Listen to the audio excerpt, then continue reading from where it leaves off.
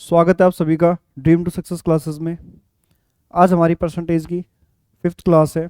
उम्मीद है कि जो पिछली क्लासेस है उसमें जो कंटेंट पढ़ाया गया है, समझाया गया है, वो आपको अच्छे से समझ आया होगा। आपने घर पे अच्छे से प्रैक्टिस की होगी और जो भी आपको डाउट्स आए वो आपने हमें डीएम किए और हमने उसका सोल्यूशन आपको प्रोवाइड करवाया और वो आपके लिए सेटिस्फाइंग रहा होगा। तो उम्मीद करते हैं कि जो भी पिछली क्लासेस में हमने क्वेश्चंस या फिर बेसिक फंडामेंटल्स की क्लास की थी वो आपको अच्छे से समझ आ गई होंगी। तो आप आगे के क्वेश्चन करने के लिए आप तैयार होंगे। तो चलिए आगे के क्वेश्चन हम स्टार्ट करते हैं। देखिए, अब हमारा काम है फटाफट क्वेश्चंस करना, क्योंकि फंडामेंटल्स की जो क्लास थी, बेसिक जो क्लास थी वो हमारी हो चुकी है। तो आपको जो जो चीज़ें सीखनी थी वो सीख चुके हैं। अब हम बैक टू बैक क्वेश्चंस करेंगे हमारे। जो जो क्वेश्चन में आपको प्रॉब्लम होगी वो आप हमें डीएम कर दीजिए, हमें सेंड कर दीजिए, चाहे क्लास से रिलेटेड हो या फिर कोई बुक से रिलेटेड हो या कोई भी आपने कोर्स बाय कर रखा हो उस कोर्स से रिलेटेड हो, तो आप हमें डीएम कर दीजिए। इंस्टाग्राम पे हमारी आईडी है DTS SSC ORG। अब हमें व्हाट्सअप पे भी कर सकते हैं। मैंने क्लास में आपको व्हाट्सअप नंबर दिए हुए हैं, अगर आपको चाहिए तो मैं दोबारा बता दूंगा आपको, तो आप वहाँ भी हमें डीएम कर सकते हैं। चलिए शुरू करते हैं आज की क्लास। हमारा फर्स्ट क्वेश्चन है। उम्मीद है कि आपको अच्छे से दिखाई दे रहा होगा। देखिए, एक बार क्वेश्चन पढ़ लीजिए आप। ए का वेतन बी के वेतन का 40% है तथा बी का वेतन सी के वेतन से 25% अधिक है, तो सी का वेतन ए के वेतन से कितना प्रतिशत अधिक है। इंग्लिश में देखिए, A's salary is 40% of B's salary and B's salary is 25% more than C's salary, then C's salary is how much percent more than A. ये शायद क्वेश्चन हमने पिछली क्लास में ऐसा किया हुआ है, शायद यही क्वेश्चन था या फिर इससे रिलेटेड इसके जैसा क्वेश्चन था। चलिए, अब आपने, मुझे उम्मीद है कि आपने क्वेश्चन पढ़ लिया होगा। अब हम क्वेश्चन स्टार्ट करते हैं, इसको कर देते हैं।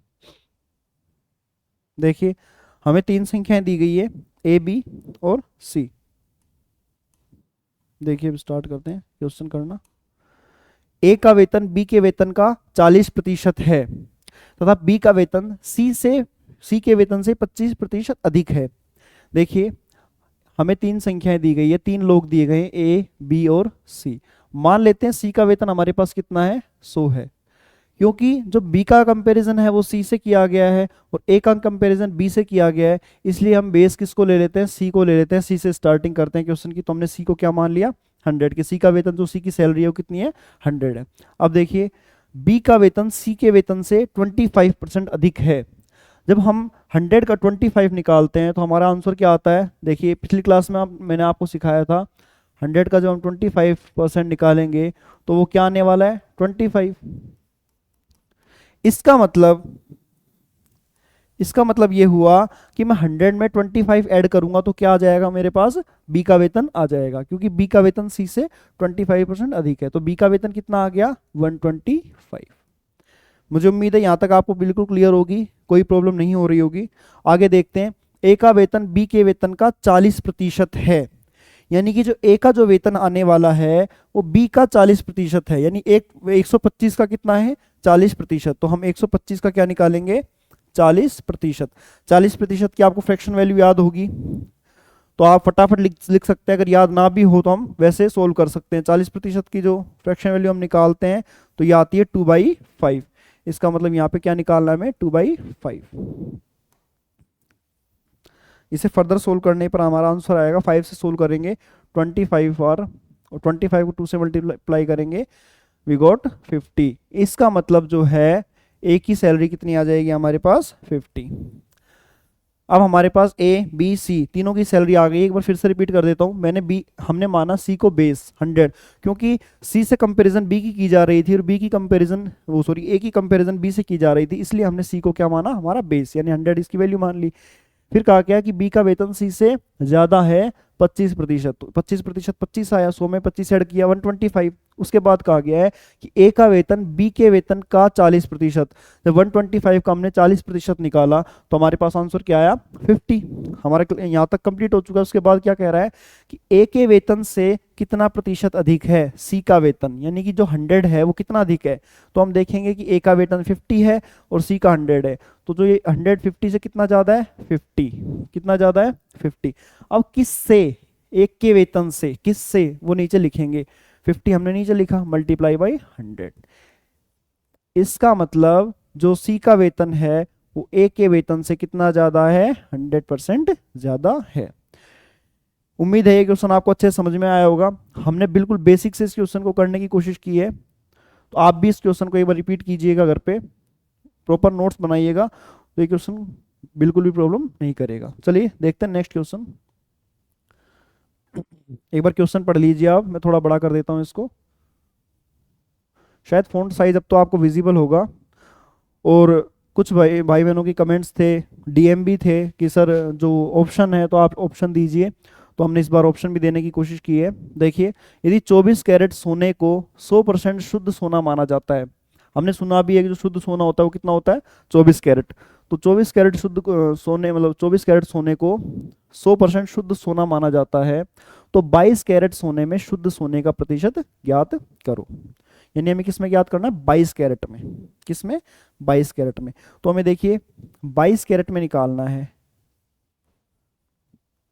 और 1 कैरेट में मतलब शुद्ध सोना कितने कैरेट का माना जाता है, 24 कैरेट का। तो नीचे क्या लिखेंगे, 24, और परसेंट निकालने के लिए मल्टीप्लाई बाई 100। इसको फर्दर सोल्व करेंगे तो 4 से डिवाइड कर लेंगे, 4 6 24, और 4 से जब 100 को डिवाइड करेंगे ये आएगा 25।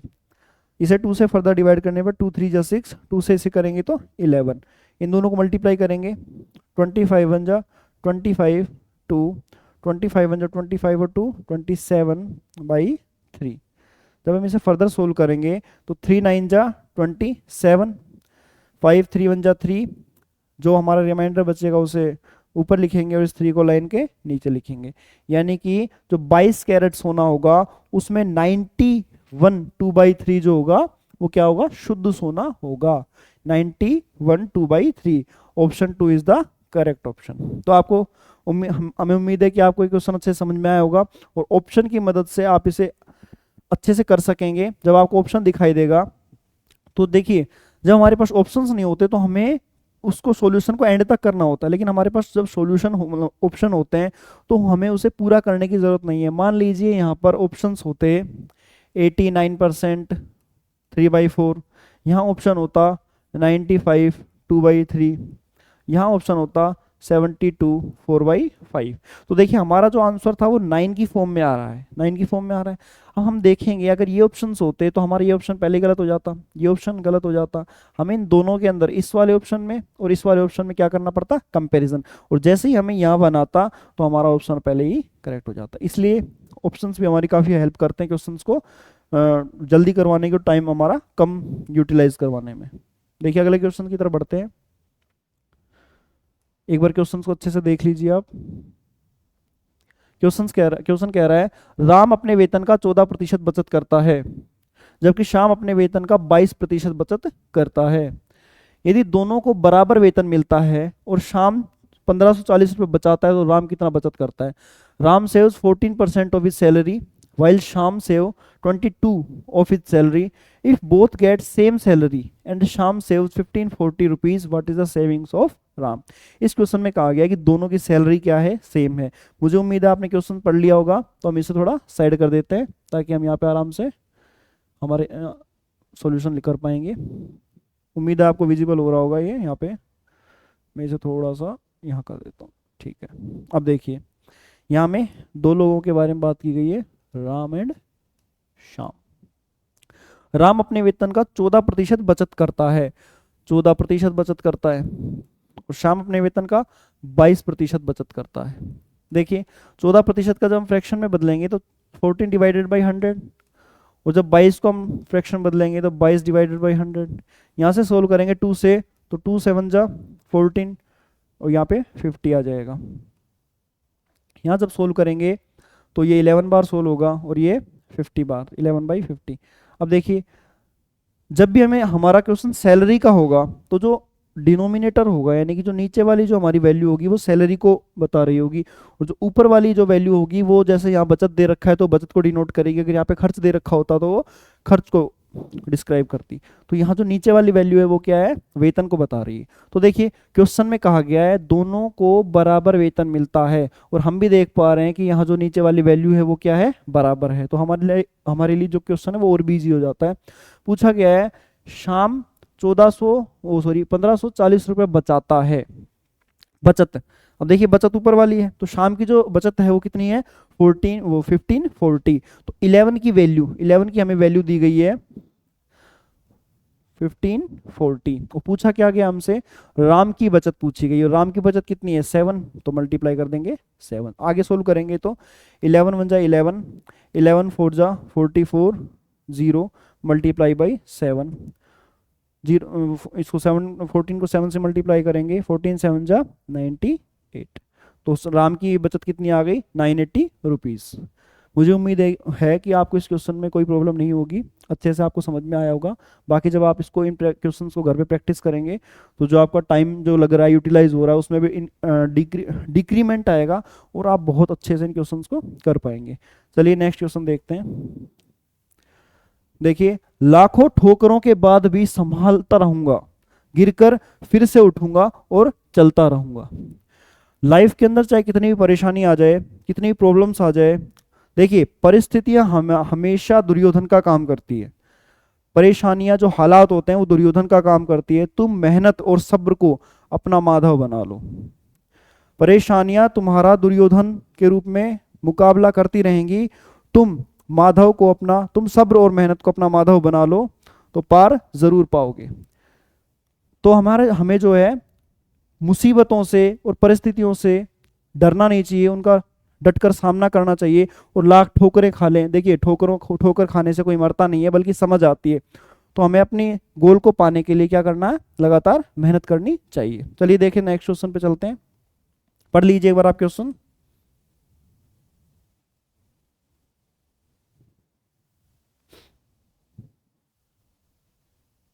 देखिए 1206 का 1/3 134 का कितना प्रतिशत है। 1/3 of 1206 is what percent of 134। तो देखिए ये क्वेश्चन बहुत इजी है, इस क्वेश्चन को हमने शायद सेकंड क्लास में इस तरह के क्वेश्चन हमने किए थे। चलिए सोल्व करते हैं। 1206 का 1/3, 1/3 यानी कि 1/3। तो 1206 का 1/3 जब हम सोल्व करेंगे तो ये आता है 3 4 जा 12, 0 3 2 जा 6, वो कितना आया 402। अभी पूछा गया कि जो 402 है 134 का कितना प्रतिशत है, का 134 का, तो जिसका होता है वो उसको लाइन के क्या लिखते हैं, नीचे, और 402 है उसको लाइन के ऊपर लिखेंगे, मल्टीप्लाई बाई 100।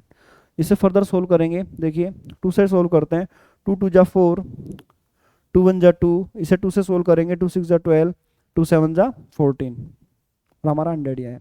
अब देखिए 67 की टेबल हमें आए या ना आए, लेकिन हमें पता है कि जो 7 की टेबल के अंदर जो 3 बार हम मल्टीप्लाई करते हैं तो जो यूनिट डिजिट होता है 1 होता है, और यहाँ पर भी यूनिट डिजिट क्या दे रखा है 1। तो हमें अंदाजा लगाना है कि शायद 67 को हम 3 बार मल्टीप्लाई करेंगे तो हमारी डिजिट आ सकती है। हम करके देखेंगे। 7 3 जा 21, कैरी 2, 6 3 जा 18 और 2 20। बिल्कुल जो 3 बार है 67 को 3 बार जब हम सोल्व करेंगे तो ये कंप्लीटली क्या हो जाएगा, डिवाइड, और 3 मल्टीप्लाई बाई 100 क्या आ जाएगा 300%। इसका मतलब हमारा डी ऑप्शन जो है बिल्कुल सही हो जाएगा। मुझे उम्मीद है कि आपको ये क्वेश्चन अच्छे से समझ में आ रहे होंगे, बिल्कुल इजी वे में आपको समझ आ रहा होगा। चलिए नेक्स्ट क्वेश्चन देखते हैं। क्वेश्चन एक बार पढ़ लीजिए। यदि ए का 30% बी के 40% में जोड़ दिया जाए तो उत्तर जो है बी का 80% आता है। तो ए का कितना प्रतिशत बी है। If 30% of A is added to 40% of B, the answer is 80% of B. What percent of A is B. देखिए क्वेश्चन को एक बार फिर से पढ़ लेते हैं कि अगर हम ए का 30% बी के 40% में जोड़ दें तो जो आंसर जो आएगा वो बी का 80% आएगा। चलिए देखते हैं इस क्वेश्चन को सोल्व करने की कोशिश करते हैं। देखिए ए का 30%, ए का मतलब मल्टीप्लाई 30% में बी का 40% जोड़ दिया जाता है, बी का 40% जोड़ दिया जाता है, तो आंसर जो है वो क्या आता है बी का 80%। आंसर जो क्या आता है बी का 80%। मुझे उम्मीद है कि यहाँ तक आपको समझ में आ रहा होगा। देखिए 100 यहाँ से कैंसिल हो जाएंगे, यहाँ क्या बचेगा 30A plus 40B is equal to 80B। B वाली वैल्यू को एक साइड भेज देंगे तो 30A is equal to 80B, ये प्लस का होके उधर जाके किसका हो जाएगा माइनस का 40B। 30A इधर ही रहेगा इज इक्वल टू 80 में से 40 माइनस करेंगे तो क्या आ जाएगा 40B। मुझे उम्मीद है यहाँ तक आपको अच्छे समझ में आ रहा होगा। जब यहाँ से फर्दर सोल्व करेंगे तो मैंने आपको पिछली क्लास में बताया था, जब ए के नीचे बी को लेकर आएंगे तो जो बी की वैल्यू है वो वहीं रहेगी और ए की वैल्यू इसके नीचे आ जाएगी। ठीक है, आपको यहाँ तक समझ में आ रहा होगा।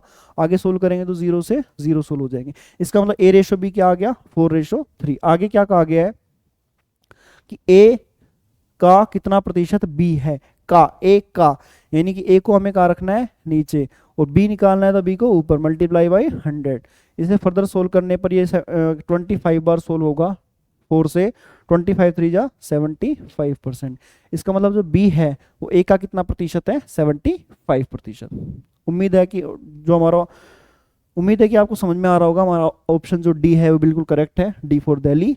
तो चलिए एक बार इस क्वेश्चन को फिर से देख लीजिए। अगर आपको किसी भी प्रकार की कोई डाउट आए तो आप प्लीज़ कमेंट बॉक्स में या टेलीग्राम चैनल पर या फिर व्हाट्सएप पे डीएम कर सकती है। इंस्टाग्राम हमारी आईडी है, इंस्टाग्राम आईडी हमारी है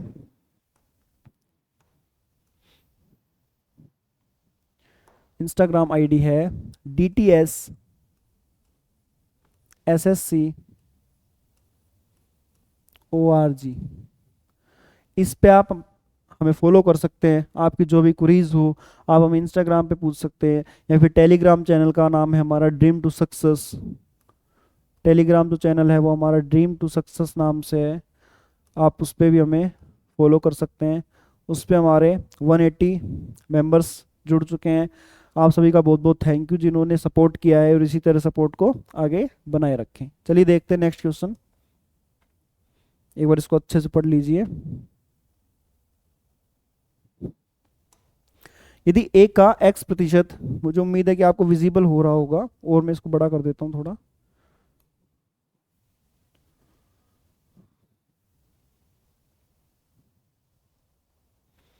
हाँ अब शायद आपको विजिबल होगा। यदि a का x प्रतिशत b के y प्रतिशत के बराबर है तो b का z प्रतिशत कितना होगा। If x% of a is the same as y% of b then z% of b will be. मुझे उम्मीद है कि आपने क्वेश्चन पढ़ लिया होगा। अब हम क्वेश्चन सोल्व करते हैं। देखिए a का x प्रतिशत, a का मतलब मल्टीप्लाई x प्रतिशत, b के y प्रतिशत के बराबर है, b के y प्रतिशत के क्या है बराबर है। देखिए यहाँ से हम 100 को क्या कर लेंगे कैंसिल कर लेंगे। हमें b की हमें वैल्यू यहाँ से निकल के आ जाएगी। जब हम b की वैल्यू निकालेंगे तो ax इधर ही रहेगा या फिर इसको डायरेक्ट लिख सकते हैं ax, एक मल्टीप्लाई x क्या हो जाएगा ax, और ये जो y जो इस b के मल्टीप्लाई में है इसके क्या आ जाएगा डिवाइड में। इसका मतलब ये b की वैल्यू हमारे पास आ गई। अब हमें नेक्स्ट क्वेश्चन में आगे क्या बोला गया कि b का z प्रतिशत कितना होगा, तो हम इस b का क्या निकालेंगे z प्रतिशत। तो जब b का z प्रतिशत निकालेंगे, b का z प्रतिशत, तो ये जो b की वैल्यू है इसे यहाँ पे पुट कर देंगे axz अपॉन y। तो ये जो है हमारा क्या आने वाला है 100। ये जो है हमारा क्या आ जाएगा b का z प्रतिशत ये आ जाएगा। या फिर हम इसे क्या कर लेंगे, यहाँ 100 को हटा के यहाँ क्या लगा देंगे परसेंट का सिंबल। तो यानी कि b का z प्रतिशत कितना हो जाएगा axz अपॉन y। दोबारा देख लीजिए यहाँ b की हमारी जो वैल्यू आई है ये सिंपली हमने b का z प्रतिशत निकाला, तो ये जो वैल्यू है वो हमने इस b की जगह पुट की है ax अपॉन y और z का z। ये z को हम इस तरह लिख सकते हैं ताकि कंफ्यूजन ना हो, axz अपॉन y परसेंटेज। तो उम्मीद है कि इस प्रकार के क्वेश्चन भी आपको अच्छे समझ आ रहे होंगे। चलिए नेक्स्ट क्वेश्चन पे देखिए।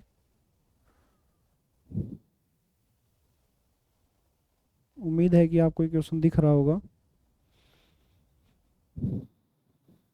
क्वेश्चन शायद विजिबल है, जी हाँ पढ़िए क्वेश्चन। एक फैक्ट्री में 60% कर्मचारियों की उम्र 30 वर्ष से अधिक है और इसमें से 75% पुरुष तथा शेष महिलाएं हैं। यदि 1350 पुरुष कर्मचारियों की उम्र 30 वर्ष के ऊपर है तो फैक्ट्री में कुल कितने कर्मचारी हैं? एक फैक्ट्री में सॉरी माफ कीजिएगा, ये क्वेश्चन यहाँ से क्या है, यहाँ से जो क्वेश्चन है ये रिपीट हो गया है। तो क्वेश्चन हमारा यहाँ तक है, क्वेश्चन है हमारा जो यहाँ तक है, आप यहाँ तक ही पढ़िए। उसके बाद जो ये क्वेश्चन है वो रिवाइज मतलब रिपीट हो गया है, इस क्वेश्चन को आप रहने दीजिए। ये वाला जो पोर्शन है ये रिपीट हो गया है। तो हमारा क्वेश्चन यहीं तक है कि एक factory in a factory 60% of worker are above 30 years and of these 75% are male and rest are female. If there are 1350 male workers have above 30 years, the total number of workers in the factory is। देखिए मुझे उम्मीद है कि आपने question पढ़ लिया होगा।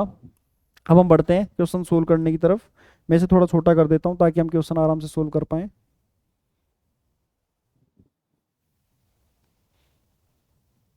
देखिए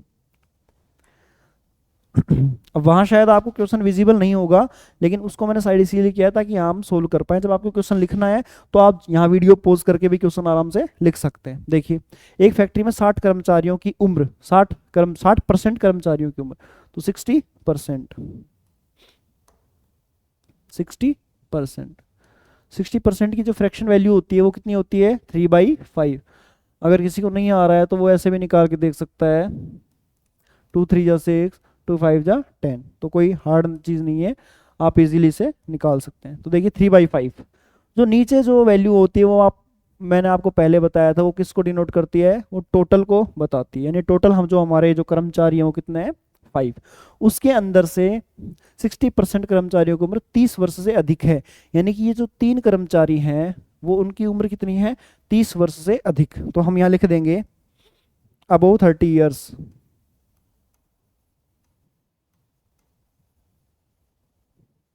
तो ये कितनी आ जाएगी? 3। इसे हम इजी बनाने के लिए यहाँ पे क्या कर सकते हैं? इसको 300 मान सकते हैं और ये टोटल को क्या मान सकते हैं? 500।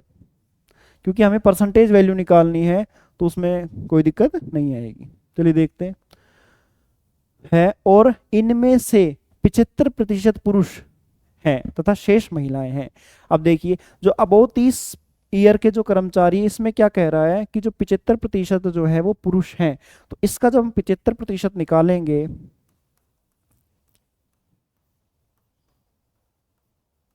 3 5 जा 15 कैरी 1 3 7 जा 21 हो रही है। यानी कि ये तो महिलाएं हैं, महिलाएं। और बाकी जो 300 में से 225 माइनस करके इसमें से 225 माइनस करेंगे तो यहाँ जो आएगा 75, ये हमारे क्या हैं? पुरुष हैं, पुरुष हैं। और ये 30 से अबव हैं। उसके बाद कहा गया यदि 1350 पुरुष कर्मचारी की उम्र 30 वर्ष के ऊपर है, यानी इन कर्मचारियों की जो उम्र है, पुरुष हैं ये, इनकी 30 वर्ष से ऊपर है, लेकिन इसकी वैल्यू क्वेश्चन में कितनी दी गई है? 1350। यानी जो 75 कर्मचारी हैं इनकी वैल्यू कितनी दी गई है? 1350। हमें फाइंड क्या करना है? कुल कर्मचारी कितने हैं। तो कुल कितने हैं हमारे? 500 मल्टीप्लाई बाई 500। तो हम इसे सोल्व कर लेंगे।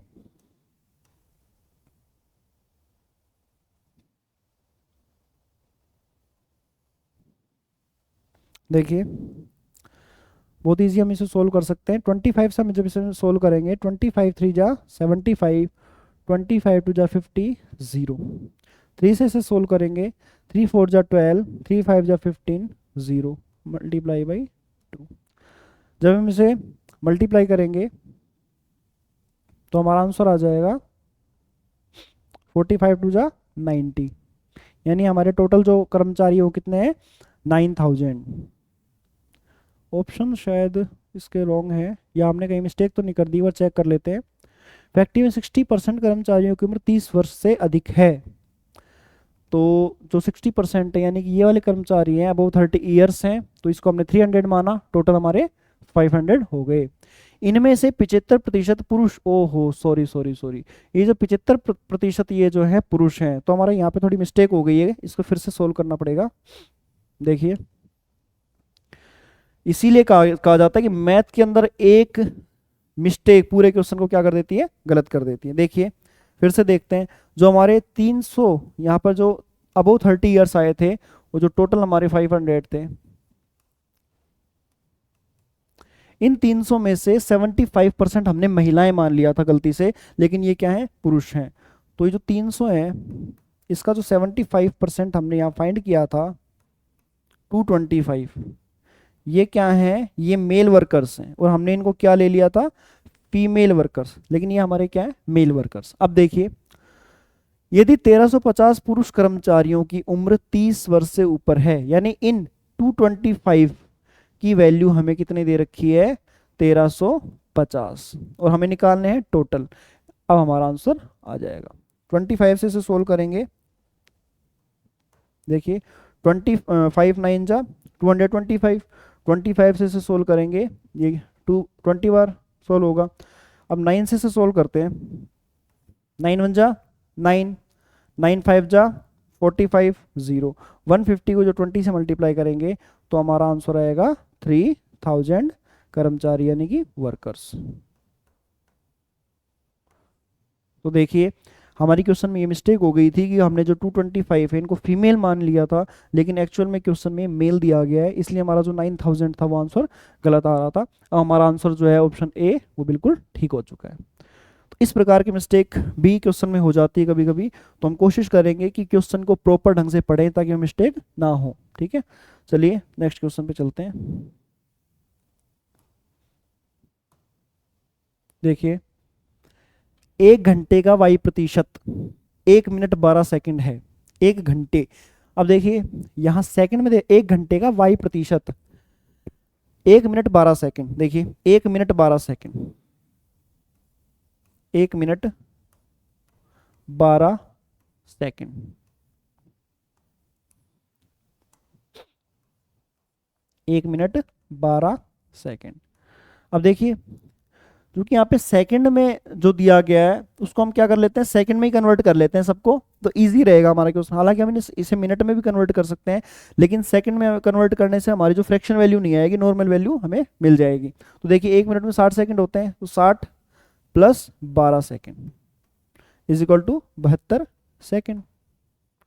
इसका मतलब हमसे पूछा गया है जो 72 सेकंड है 1 घंटे का कितना प्रतिशत है। तो देखिए 1 घंटे, अब यहाँ पे हमने सेकंड में कन्वर्ट किया, तो 1 घंटे को भी 1 घंटा यानी कि 24 मिनट, 24 का मतलब सॉरी 1 घंटा यानी कि 60 मिनट। तो 60 मिनट को जब हम सेकंड में कन्वर्ट करेंगे तो इसे किससे मल्टीप्लाई करना पड़ेगा, 60 से ही, तो 6 6 जा 36 00। इसका मतलब 3600 सेकंड का 72 सेकंड कितना प्रतिशत है। तो चलिए सोल्व कर लेंगे, मल्टीप्लाई बाई 100, तो 2 0 से 2 0, 36 1 36, 36 2 जा 2 72, तो यहाँ पर हमारा क्या आंसर आ जाएगा 2%। इसका मतलब ये जो 1 मिनट 12 सेकंड है ये पूरे 1 घंटे का सिर्फ कितना प्रतिशत है, 2% है। तो यहाँ आप देखेंगे कि हमने सबसे पहले मिनट को जो है सेकंड में कन्वर्ट किया, उसी तरह हमने घंटे को भी सेकंड में कन्वर्ट किया और हमने क्वेश्चन सोल्व कर लिया। मुझे उम्मीद है कि आपको ये क्वेश्चन समझ आ रहा होगा और हमारा जो ऑप्शन ए है वो करेक्ट है। हमने पीछे ऑप्शंस टिक कर दिए थे शायद, यहाँ हमारा आंसर 75 आया था, ये 75। चलिए देखते हैं हमारा नेक्स्ट क्वेश्चन। देखिए एक बार आप क्वेश्चन पढ़ लीजिए। अगर आपको क्वेश्चन राइट करना है तो आप यहाँ वीडियो पॉज करके राइट कर सकते हैं, क्योंकि क्वेश्चन सोल्व करने के लिए हमें इसे छोटा करके साइड करना पड़ता है। तो अगर आपको क्वेश्चन लिख रहे हैं तो आप प्लीज़ यहाँ वीडियो पॉज करके राइट कर सकते हैं। आइए क्वेश्चन पढ़ते हैं। एक संख्या को 2 भागों में इस प्रकार बांटा जाता है कि पहला भाग का 80% दूसरे भाग के 60% से 3 अधिक है और दूसरे भाग का 80% पहले भाग के 90% से 6 अधिक है, तो वो संख्या क्या है। इंग्लिश में देखेंगे, a number is divided into 2 parts in such a way that 80% of first number is 3 more than 60% of second and 80% of second part is 6 more than 90% of first part, then the number is. मुझे उम्मीद है कि आपको question समझ आ रहा होगा। सबसे पहले आंसर निकालने से पहले हमें क्या करना है, क्वेश्चन को अच्छे से समझना है। यानी हमें यहाँ पर एक वैल्यू दी गई है, उसको 2 भागों में बांटा गया है। इस प्रकार बांटा जाता है कि जो पहला भाग है, हम लेट कर लेते हैं। देखिए मैं इस क्वेश्चन को थोड़ा साइड कर रहा हूं। अब हम क्वेश्चन क्या करते हैं, सोल्व करने की कोशिश करते हैं। देखिए लेट फर्स्ट नंबर, हम नंबर लेट कर लेते हैं। फर्स्ट जो हमारा नंबर है वो हमने क्या मान लिया, x मान लिया, और हमारा जो सेकंड नंबर है वो हम क्या मान लेते हैं, y मान लेते हैं। अब देखिए क्वेश्चन सोल्व करते हैं। एक संख्या को दो भागों में इस प्रकार बांटा जाता है कि पहला भाग का 80% यानी x का, इसे हम एक काम करते हैं a मान लेते हैं ताकि वो मल्टीप्लाई दिक्कत ना करे। इसे हम a और इसे हम b मान लेते हैं। a का 80%, a का 80% दूसरे भाग के 60% से 3 अधिक है, यानी ये अधिक है इसके 60% से, b के 60% से। तो ये अधिक है तो इसमें से माइनस करेंगे, कितना अधिक है, 3। यहां तक मुझे उम्मीद है कि आपको अच्छे से समझ में आ रहा होगा। सॉरी,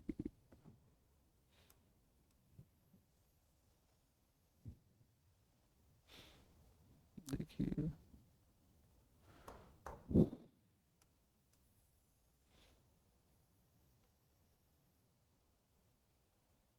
देखिए इसे थोड़ा छोटा कर देते हैं। ये हमारा एक इक्वेशन बन गई। अब आगे पढ़ते हैं।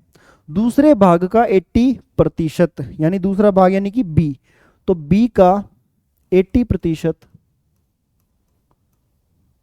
पहले भाग के 90% से 6 अधिक है। पहले भाग के यानी कि a के 90% से क्या है, 6 अधिक है, यानी कि ये इससे 6 अधिक है। इस प्रकार हमारी दो इक्वेशन हमने तैयार कर ली। अब देखिए सोल्व कर लेते हैं इसे। देखिए एक जीरो से एक जीरो सोल्व हो गया, यहाँ भी एक जीरो सोल्व हो गया। इसे फर्दर सोल्व करेंगे, 2 4 जा 8, 2 5 जा 10, इधर 2 3 जा 6, 2 5 जा 10। तो ये 4a minus 3b is equal to, जो ये 5 है ये उधर चले जाएंगे तो ये हो जाएगा 15। मुझे उम्मीद है यहाँ तक आपको अच्छे से समझ आया होगा, कोई प्रॉब्लम नहीं हुई होगी। इसी तरह हम यहाँ सोल्व करेंगे तो एक जीरो से एक जीरो सोल्व कर लेंगे, एक जीरो से एक जीरो सोल्व कर लेंगे, तो यहाँ पे 10 जो है वो उधर चला जाएगा, तो ये हो जाएंगे 8b minus 9a is equal to 60। उम्मीद है कि ये दोनों इक्वेशन आपको अच्छे से समझ में आए होंगे। तो हम इन दोनों इक्वेशंस का यूज करके हम a और b की वैल्यू फाइंड कर लेते हैं। तो देखिए हम a के नीचे a को रखेंगे और b के नीचे b को रखेंगे। अगर मैं इसको इस प्रकार लिख दूं, -9a plus 8b is equal to 60, तो मुझे लगता है कि कोई दिक्कत नहीं होगी, क्योंकि हमने किसी प्रकार की कोई गड़बड़ नहीं की। हमने सिर्फ क्या किया, वैल्यू को, इस वैल्यू को आगे लिखा है। माइनस का है तो यहाँ माइनस है, प्लस का है तो प्लस है। अब देखिए इसे यहाँ लिखते हैं हम, -9a plus 8b is equal to 60। अब देखिए आपको इक्वेशन सोल्व करना आता होगा, तो इन इक्वेशंस को सोल्व करने के लिए हम क्या करते हैं, किसी भी एक डिजिट को सेम कर लेते हैं, चाहे a को सोल्व कर लेंगे, सेम कर लेंगे, या फिर b वाले को। देखिए अगर इस 4 को मैं 9 से मल्टीप्लाई कर दूं तो ये क्या हो जाएगा, 36। अगर इस 9 को मैं 4 से मल्टीप्लाई कर दूं क्या हो जाएगा, 36। तो हम इसे a को सेम बदल लेते हैं, तो इसे हम क्या करते हैं, 9 से मल्टीप्लाई कर लेते हैं, और इसे क्या करते हैं, 4 से। तो देखिए 9 4 जा 36a माइनस 9 3 जा 27b इज इक्वल टू 15 9 जा 135।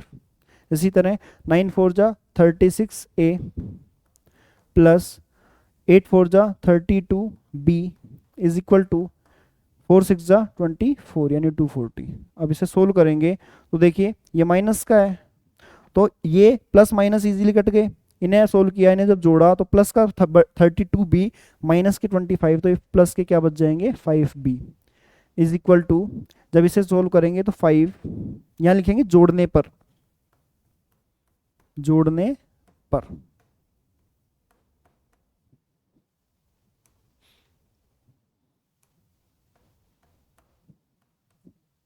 देखिए जब हम इन, ये एक बार समझा देता हूं पूरा, फिर एक बार दोबारा रिपीट कर दूंगा इसको मैं। देखिए 4 और 3 7, ये 375 हो गया। जब हम इसे सोल्व करेंगे 5 से तो 5 7 जा 35 बच गए 2, 5 5 5 जा 25। तो b की वैल्यू हमारी क्या आ गई, 75। हमसे पूछा क्या गया, फर्स्ट पार्ट। क्या पूछा गया है, फर्स्ट पार्ट। एक बार इस क्वेश्चन को मैं यहाँ तक दोबारा रिवाइज कर, रिपीट कर देता हूँ ताकि आपको अच्छे से समझ में आ जाएगा। देखिए चलते हैं एक बार दोबारा से। हमें दिया गया है कि दो नंबर, एक नंबर है उसको दो पार्ट में डिवाइड किया गया, तो हमने पहला पार्ट मान लिया ए है और दूसरा पार्ट मान लिया हमने बी है। अब हमने क्वेश्चन पढ़ा तो कहा गया है कि पहले भाग का जो 80% है, पहले भाग का जो 80% है वो ज़्यादा है, 3 ज़्यादा है किससे, दूसरे भाग के 60% से। तो हमने लिखा बराबर 3। जब इसे सोल्व करेंगे, 0 से 0 सोल्व किया, 2 से सोल्व किया, 2 4 8, 2 5 10, तो इस तरह यहाँ पे 4a। फिर इसे जब फर्दर सोल्व किया तो 2 से काटा, 2 3 6, 2 5 10, तो यहाँ पर 3b इज इक्वल टू, ये जो 5 जो है वो सामने चले जाएंगे, तो यहाँ हमें इक्वेशन प्राप्त हुई 4a माइनस 3b। चलिए वो दोबारा कर लेते हैं इसे, आपको अच्छे से समझ में आना चाहिए। क्वेश्चन में टाइम लग जाए वो जरूरी, वो चाहे कितना भी लग जाए लेकिन समझ में आना चाहिए, तो हम इसे दोबारा कर लेंगे। देखिए तो यहाँ पे आ जाएगा 4a माइनस 3b, और ये जो 5 है वो सामने चला जाएगा, तो कितना हो जाएगा 15। यहाँ तक का कोई दिक्कत नहीं होगी। अब देखिए हमारी इक्वेशन नंबर 1 आ गई, हम इसे लिख सकते हैं समीकरण 1, समीकरण 1। अब देखिए इसी तरह आगे पढ़ेंगे, दूसरे भाग का जो 80% है, दूसरे भाग का जो 80% है वो ज़्यादा है पहले भाग के 90% से 6 ज़्यादा है। हमने यहाँ पे सोल्व कर दिया। अब देखिए 0 से 0 हमने सोल्व कर दिया, ये 0 से ये 0, ये 0 से ये 0, तो 8b minus 9a is equal to, ये 10 जो है वहाँ चले जाएंगे 60। अब देखिए इस a के नीचे a लाने के लिए मैंने इसको थोड़ा सा चेंज कर दिया है कि जो माइनस का 9 है वो आगे ले लिया है, 8b जो पीछे ले लिया है बराबर 60। अब इस इक्वेशन, ये हमारी समीकरण नंबर 2 आ गई, समीकरण नंबर 2। जब हम छोटी क्लासों में समीकरण बनाते थे तो फिर लिखते थे समीकरण 1 व 2 को जोड़ने पर, तो हम इन दोनों समीकरणों को जोड़ेंगे। तो देखिए 4a minus 3b is equal to 15 minus 9a plus 8b is equal to 60। अब यहाँ पे जोड़ने पर सबसे पहले हम क्या करेंगे, a वाली वैल्यूज़ को सेम कर लेंगे, हम चाहे तो b वाली वैल्यूज़ को भी सेम कर सकते हैं। वो जब आप घर पे करेंगे तो आप b वाली वैल्यूज़ को सेम करके देखिएगा, हम अभी a वाली वैल्यूज़ को सेम कर रहे हैं। तो इसको 9 से मल्टीप्लाई करेंगे, इस पूरी समीकरण को किससे मल्टीप्लाई करेंगे, 9 से, और इस पूरी समीकरण को 4 से। तो देखिए 9 4 जा 36a माइनस 9 3 जा 27b इज इक्वल टू 15 9 जा 135। इसी तरह 4 9 जा 36a, 4 8 जा 32 प्लस के 32b इज इक्वल टू 240। अब हम लिखेंगे जोड़ने पर, इस दोनों समीकरण को क्या करने पर, जोड़ने पर। हमें याद होगा जब हम घटाते हैं तो साइन चेंज हो जाते हैं, हमें याद है कि जब हम घटाते हैं तो क्या हो जाते हैं, साइन चेंज हो जाते हैं, लेकिन जोड़ने पर साइन चेंज नहीं होते। तो यहाँ से डायरेक्टली कट जाएगा, इन दोनों को सोल्व करेंगे तो ये प्लस का 5b इज इक्वल टू, इनको जब सोल्व करेंगे तो ये आ जाएगा 375। तो यहाँ से सोल्व करने पर b की वैल्यू हमारी क्या आ गई, 75। एक बार अच्छे से देख लीजिए, यहाँ तक आपको शायद कोई दिक्कत नहीं होगी। अगर फिर भी आपको क्वेश्चन में किसी प्रकार की कोई दिक्कत आ रही हो तो आप प्लीज़ व्हाट्सएप पे हमें डीएम कर सकते हैं कि इस पोर्शन में हमें दिक्कत आ रही है, हम ज़रूर उसको क्लियर करने की कोशिश करेंगे।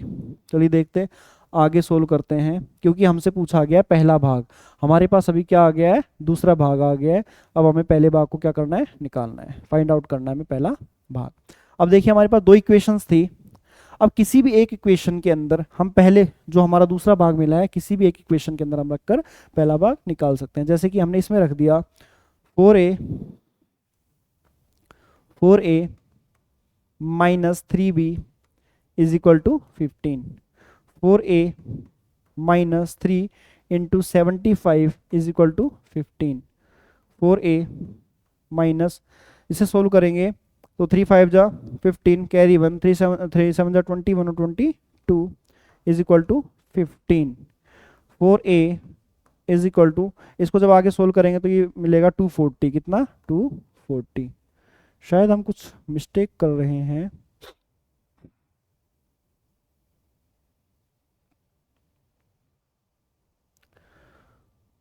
Find then the first part then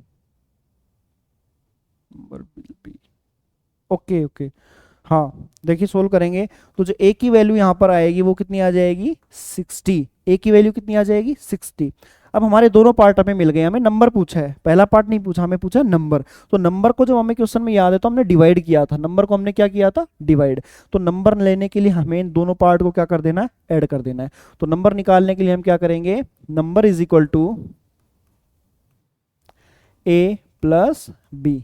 तो हमारा ए मिला 60 प्लस बी मिला 75, तो इसको जोड़ने पर कितना आंसर आएगा 135। Option C is the right answer.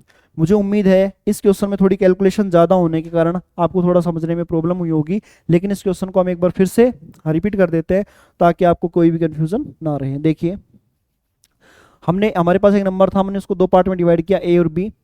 जो क्वेश्चन में ए की 80% जो थी, बी के 60% से 3 ज़्यादा थी, हमने इक्वेशन बना ली यहाँ पर। इसी तरह जो सेकंड कहा गया था कि जो ए का 80 बी का 80% है वो ज़्यादा है, ए के 90% से 6 ज़्यादा है।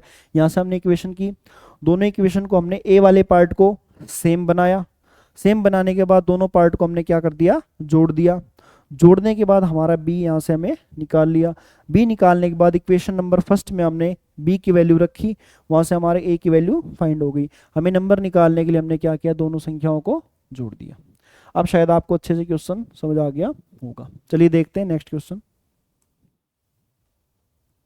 एक बार क्वेश्चन पढ़ लीजिए आप।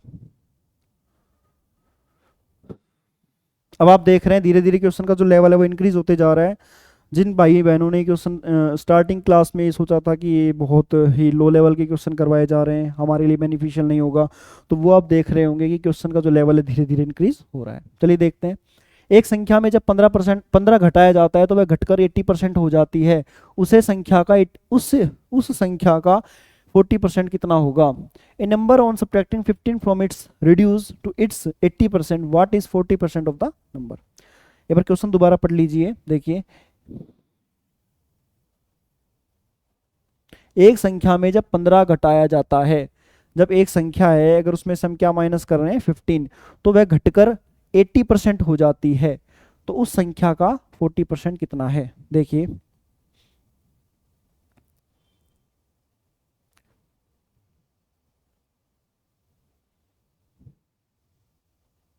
आइए, एक संख्या मान ली हमने, let the number is X, late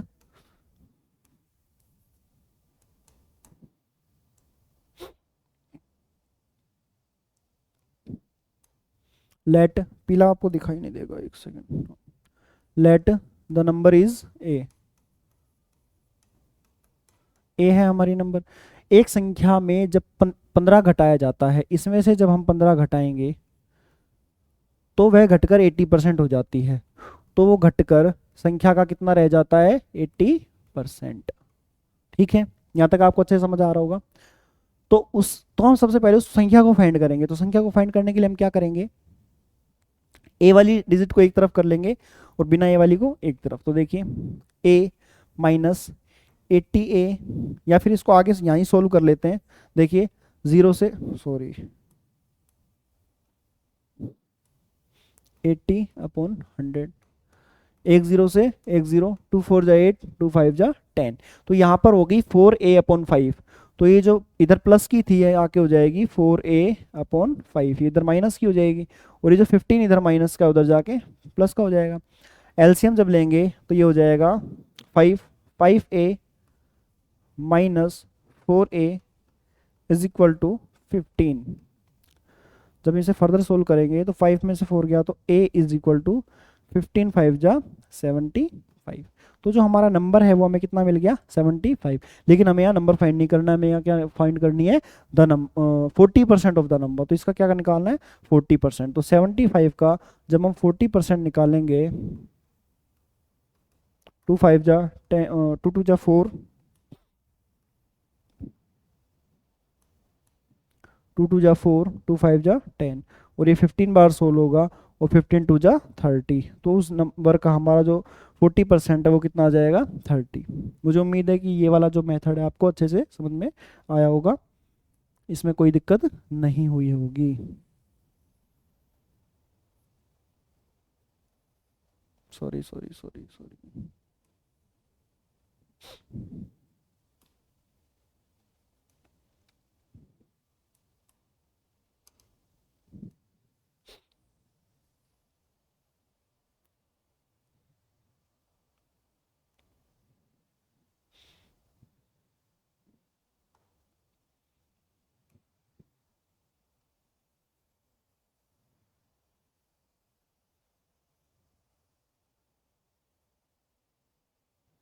select नहीं हो रहा, चलिए देखते हैं, इधर समझा देता हूँ।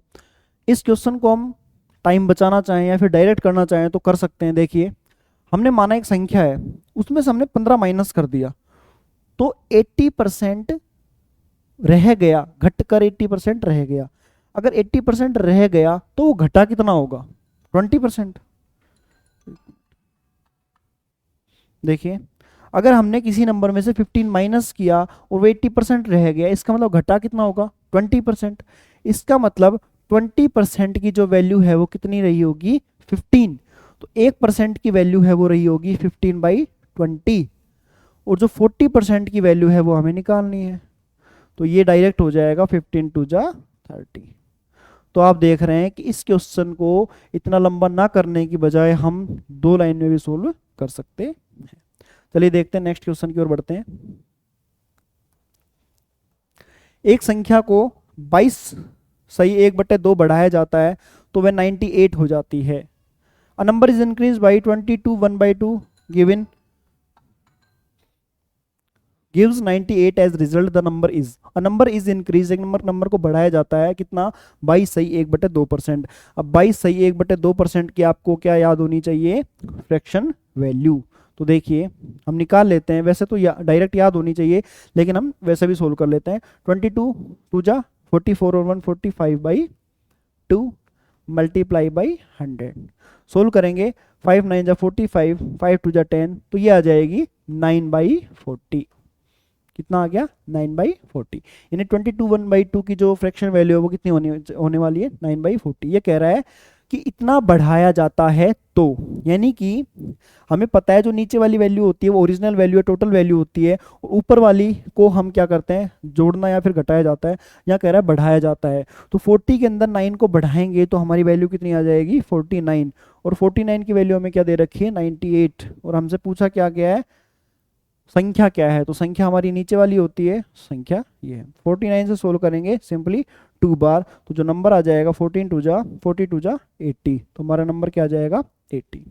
चलिए देखते हैं आगे क्वेश्चन। एक वृत्त की त्रिज्या 25% बढ़ा दी जाए तो इसके क्षेत्रफल में कितना प्रतिशत प्रभाव पड़ेगा? देखिए वृत्त के बारे में बात करी जा रही है, क्षेत्रफल के बारे में बात करी जा रही है, तो हमें पता होना चाहिए वृत्त का क्षेत्रफल जो है area of circle is equal to कितना होता है? πr²। देखिए the base radius of circle is increased by 25% then the percentage change in area. तो हमने निकाल लिया कि जो सर्कल का एरिया होता है वो कितना होता है? πr²। अब हमें देखिए कांस्टेंट वैल्यू से हमें कोई मतलब नहीं है, तो पाई जो है वो कांस्टेंट वैल्यू है, पाई की वैल्यू 3.14 या फिर 22/7 होती है, तो कांस्टेंट वैल्यू से परसेंटेज पे कोई इफेक्ट नहीं पड़ने वाला। तो जब भी परसेंटेज की बात की जाए तो हम कांस्टेंट वैल्यू को क्या कर देते हैं? इग्नोर कर देते हैं। हमारे काम की यहाँ सिर्फ क्या है? r²। क्या है? r²। देखिए 25% की जब फ्रैक्शन वैल्यू निकालेंगे तो डायरेक्ट हमें याद होनी चाहिए 1/4। बढ़ा दी जाए यानी 4 से कितनी कर दी जाए? 5। अब देखिए वृत्त का जो एरिया होता है, जो क्षेत्रफल होता है, उसमें r 2 बार आती है, r इंटू r। तो यानी कि जब हम किसी चीज को बढ़ा रहे हैं या फिर किसी चीज को घटा रहे हैं तो वो भी 2 बार ही काउंट होगी। तो यानी कि पहले जो त्रिज्या 4 थी वो अब बढ़कर कितनी हो गई है? सॉरी माफी चाहता हूँ, फोन की वजह से डिस्टरबेंस हो रहा है। देखिए जो वैल्यू पहले 4 थी वो बढ़कर कितनी हो गई है? 5। यानी कि जो पहले थी, वृत्त की जो त्रिज्या पहले थी और जो अब हो गई है, पहले कितनी थी? पहले थी 4 और अब बढ़कर कितनी हो गई है? 5। ठीक है, तो पहले जो 4 थी वो 5 हो गई। मैंने बोला कि त्रिज्या 2 बार, क्योंकि πr² है तो इसे कितनी बार लिखना पड़ेगा? 2 बार। तो पहले जो थी 4 थी वो कितनी हो गई है? 5। देखिए क्षेत्रफल लंबाई चौड़ाई जो होती है किसी भी चीज की वो सिंगल टाइम्स होती है। क्षेत्रफल के अंदर जब हम बात करें भुजा का, भुजा गुणा भुजा किया जाता है, यानी कि भुजाओं को मल्टीप्लाई किया जाता है, और जो वॉल्यूम निकाला जाता है तो भुजाओं को यानी कि लंबाई, चौड़ाई और ऊंचाई को तीनों को मल्टीप्लाई किया जाता है। तो यहाँ पर हमारे क्षेत्रफल की बात की जा रही है, तो जो त्रिज्या है उसको 2 बार मल्टीप्लाई किया जा रहा है, पाई आर इंटू आर। तो यहाँ पर भी हमें 2 बार लिखना पड़ेगा। तो देखिए पहले जो क्षेत्रफल था 4 चौक 16 था, जो त्रिज्या थी पहले 4 4 16 थी क्षेत्रफल, और अब कितनी हो गई है 5 5 25, 5 5 जा 25। तो जब परसेंटेज इंक्रीमेंट या चेंज देखते हैं तो देखिए पहले 16 थी और अब कितनी हो गई है 25, कितनी बढ़ गई है 9 बढ़ गई है, कितने पे 16 पे गुना 100। सोल्व करेंगे इसे, 4 से सोल्व किया, 4 4 जा 16 और यहाँ 25, 25 9 जा 225 अपॉन 4। इसे फर्दर सोल्व करेंगे, 4 5 जा 20 बच गए 2, 4 6 जा 24, 1/4%। इसका मतलब यदि हम रेडियस के अंदर 25% बढ़ा देते हैं तो हमारा जो एरिया होगा वो भी बढ़ जाएगा, कितना प्रतिशत 56 1/4%। उम्मीद है कि ये क्वेश्चन आपको अच्छे से समझ में आया होगा। यहाँ सिर्फ देखने लायक बात सिर्फ एक है कि जब हम एरिया की बात करते हैं तो वृत्त के एरिया के अंदर जो फॉर्मूला होता है पाई आर स्क्वायर, तो पाई कांस्टेंट वैल्यू है, इसे हम इग्नोर कर देते हैं। हम देखते हैं आर, तो आर यहाँ पर कितनी बार आ रही है 2 बार, तो हम आर को कितनी बार लिख रहे हैं 2 बार। तो पहली बार भी, पहले में भी 1 का इंक्रीमेंट यानी 5, इसमें भी इंक्रीमेंट करना पड़ेगा। तो जो पहले जो एरिया था 16 आया, अब जो एरिया वो 25 आया, परसेंटेज हमने निकाल लिया। चलिए देखते हैं नेक्स्ट क्वेश्चन। एक क्वेश्चन पढ़ लीजिए आप। आयत की लंबाई 37.2% बढ़ा दी जाए तथा चौड़ाई 20% कम कर दी जाए तो क्षेत्रफल में प्रतिशत परिवर्तन ज्ञात करो। If the length of rectangle is increased by 37 1/2 and its breadth is decreased by 20%, find the percentage change in the area. Area की बात हो रही है, किसकी, रेक्टेंगल की। तो we know that the area of rectangle is, we already know that the area of rectangle is length into breadth, length into breadth। ये हमारे क्या होता है, रेक्टेंगल का एरिया होता है, यानी आयत का क्षेत्रफल कितना होता है, लंबाई गुणा चौड़ाई। तो यहाँ क्या कह रहा है कि आयत की लंबाई में इतना इंक्रीमेंट किया गया 37 1/2% का।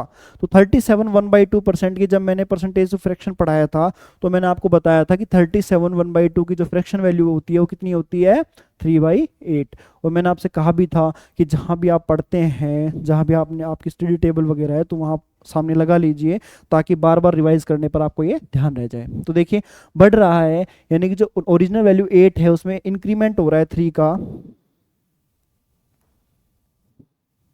तो यहाँ हम लेंथ की बात करते हैं और यहाँ ब्रेड्थ की बात करते हैं। तो जो लेंथ पहले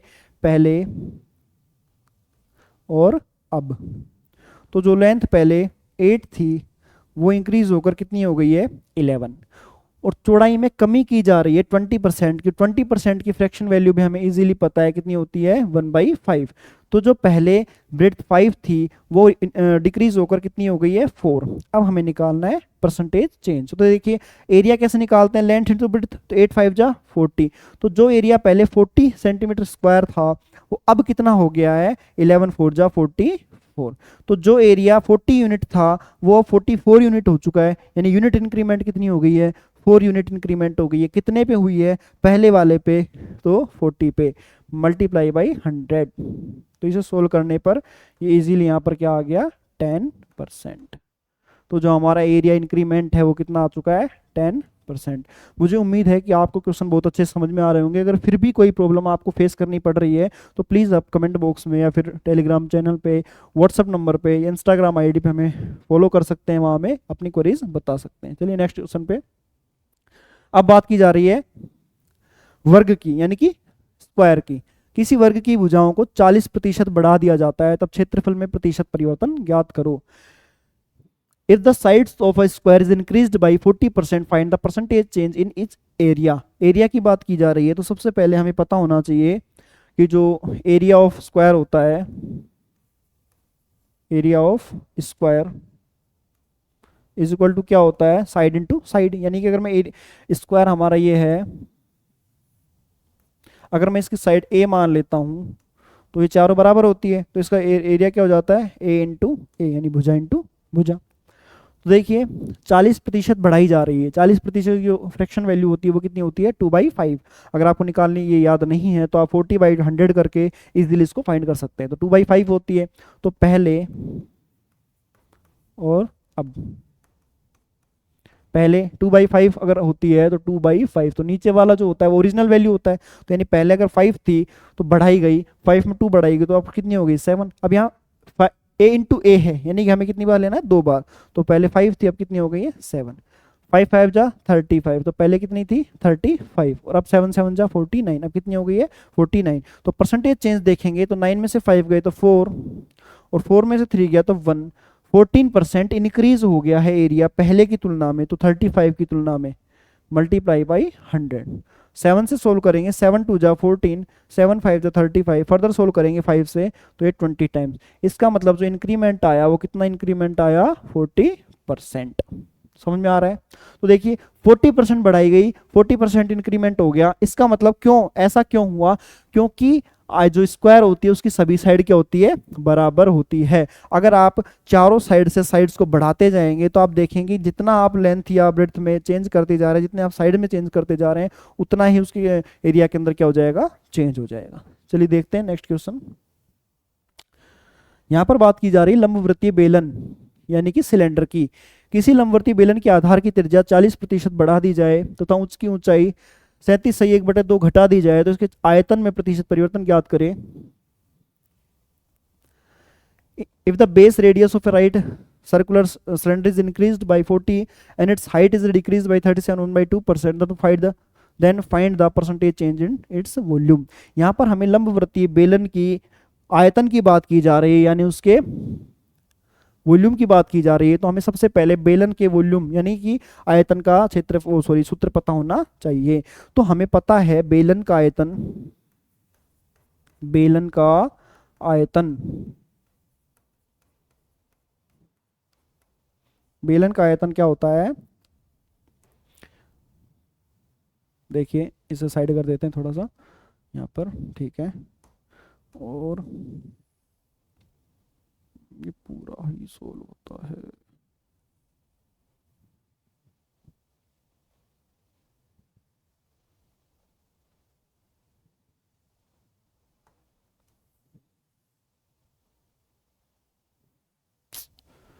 चलिए छोड़िए, देखिए बेलन का जो आयतन होता है वो कितना होता है πr²h। बेलन का जो आयतन होता है कितना होता है πr²h। मुझे उम्मीद है ये चीजें आपको पहले से याद होंगी, अगर याद नहीं है तो आप याद कर लीजिए कि बेलन का जो आयतन होता है, माफ कीजिए एक बार फोन देखना पड़ेगा।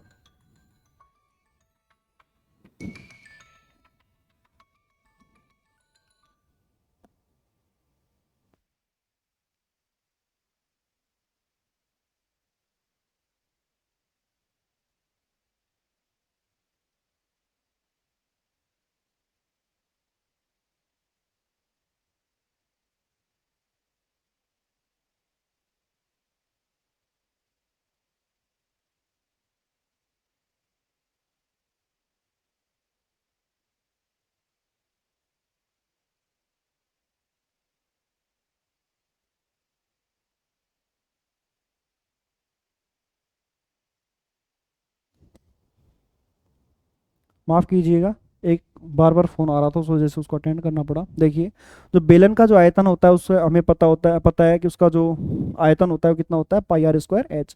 ये चीज़ें हमें याद होनी चाहिए, याद नहीं है तो हम इसे लिख कर बार बार प्रैक्टिस करके हमें इजीली याद हो जाएंगे, क्योंकि ये तो ये हम बात करते हैं डायरेक्ट वैल्यूज़ हैं, इन्हें हमें याद करना ही होगा, क्योंकि मैथ की एक अलग से यूनिट है जो मेंसुरेशन है, उसके अंदर ये सारी चीज़ें इंक्लूड हैं। तो देखिए πr²h मैंने आपको बताया जो फिक्स्ड वैल्यूज है उससे हमें लेना देना नहीं है, तो सिर्फ हमें किस पे ध्यान देना है r²h, आर आर एच। अब मैंने 2 बार आर क्यों लिखा? क्योंकि वहां पर कितनी बार आर आ रहा है 2 बार इंक्लूड हो रहा है। तो देखिए त्रिज्या में 40% बढ़ा दी जाए, 40% की फ्रैक्शन वैल्यू होती है 2/5, यानी 5 से कितना हो रहा है 7। तो पहले और अब, तो पहले कितना था 5 हो रहा है, अब कितना हो गया है 7 हो गया है, और दोबारा भी वही 5 से कितना हो रहा है 7 हो रहा है, और h के अंदर इतना घटा दिया जाए। 37 1/2 की जो फ्रैक्शन वैल्यू मैंने अभी लिखी थी कितनी होती है 3/8। इसका मतलब पहले कितना था 8 था, और अब घट कर कितनी हो गई, 8 में से 3 घटाएंगे तो 5। तो पहले जो इसका वॉल्यूम था वो ये था और अब इसका वॉल्यूम ये हो चुका है। तो देखिए 5 5 जो 25, 25 8 जा कितना होता है 200। इसे सोल्व करेंगे 7 7 जा 49, 49 को 5 से मल्टीप्लाई करेंगे 49 5 जा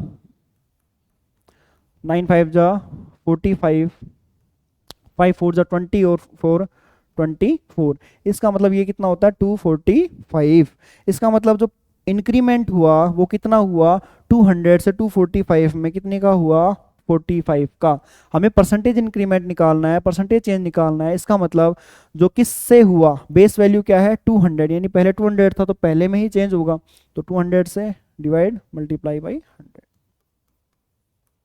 तो ये कितना हो जाएगा 22.5%। Option 1 is the correct option. उम्मीद है कि आपको समझ में आ रहा होगा।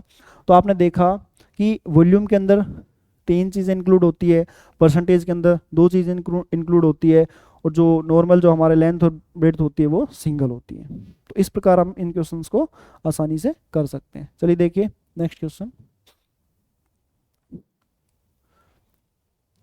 चीनी कर मूल्य 25% बढ़ गया तो इसकी खपत में कितने प्रतिशत की कमी करें कि इसका खर्च न बढ़े। देखिए आप अपने पापा से 100 रुपए लेते हैं पेट्रोल के लिए।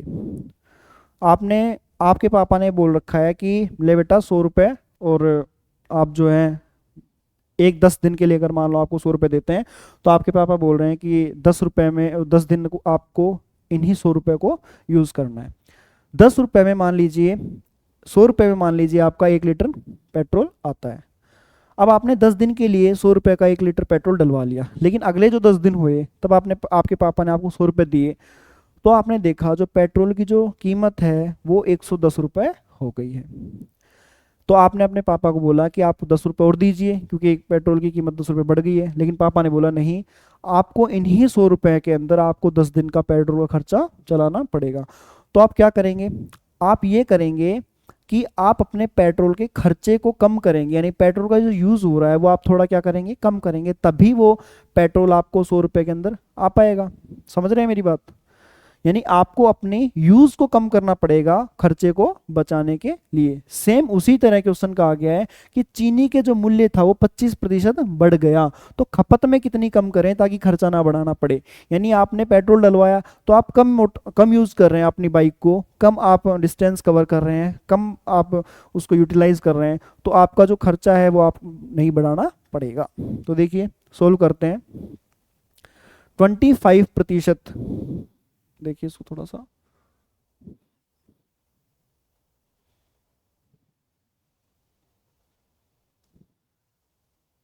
देखिए 25% की जो फ्रैक्शन वैल्यू होती है, या फिर इसे हमें डायरेक्ट सोल्व कर लेते हैं। देखिए या फ्रैक्शन वैल्यू से कर लेते हैं। फ्रैक्शन वैल्यू कितनी होती है 1/4। बढ़ गया यानी कि 4, पहले जो खर्चा था वो पहले जो चीनी की जो रेट थी वो कितनी थी 4 थी, और अब कितनी हो गई है 5 यूनिट। तो पहले कितनी थी 4 यूनिट थी, और अब कितनी हो गई है वो यूनिट 5 हो गई है। तो मुझे कितना कम करना पड़ेगा, तो देखिए 5 से मुझे पहले 4 रुपए की चीनी आती थी और अब मेरे पास 5 रुपए की चीनी आ रही है, तो मुझे कम कितना करना पड़ेगा अपनी खपत में। तो देखिए 5 से 4 जाने में मुझे कितने की कमी करनी पड़ रही है भाई, मुझे तो 4 रुपए का मुझे तो 4 रुपए मिल रहे हैं ना चीनी के लिए, तो मुझे खर्चा भी तो नहीं करना है, यानी कि मुझे 5 से नहीं, मुझे 4 रुपए का ही खर्चा करना है। तो कमी कितनी करनी पड़ेगी 1 रुपए की, लेकिन कितने पर 5 पर, क्योंकि वर्तमान कीमत कितनी है चीनी की 5 रुपए, तो 5 पर कमी करनी पड़ेगी 1 की मल्टीप्लाई 100। इसका मतलब मुझे अपने खर्चे में या अपने यूज में अपनी खपत में कितनी कमी करनी पड़ेगी 20%। उम्मीद है कि आपको अच्छे समझ आया होगा। चलिए चलते हैं नेक्स्ट क्वेश्चन पर।